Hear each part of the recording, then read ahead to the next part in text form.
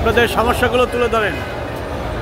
আপনাদের যে সমস্যা নিয়ে আসছেন এই সমস্যাগুলো বলবেন।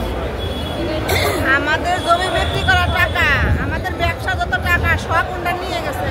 আমাদের অনেক সমস্যা, বাচ্চাদের পড়াশোনা করাতে পারি না, চিকিৎসা করতে পারি না, নিজে অসুস্থ মানুষ, ব্রেনের সমস্যা, চিকিৎসা করাতে পারি না।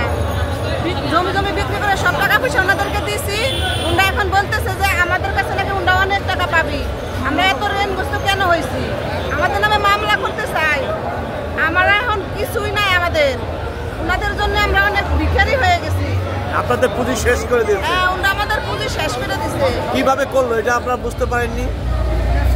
ব্যবসা করছে, বলে যে টাকা দেন টাকা দেন, দিতে ব্যবসা করছি এতদিন। হ্যাঁ,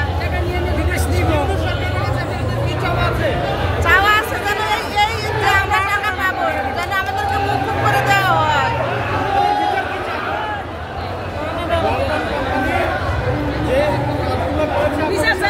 আমরা বিচার চাই, এই সব কিছু বিচার চাই, আমরা বিচার চাই, আমাদেরকে ঋণ মুক্ত করুক, সেটাই আমরা চাই।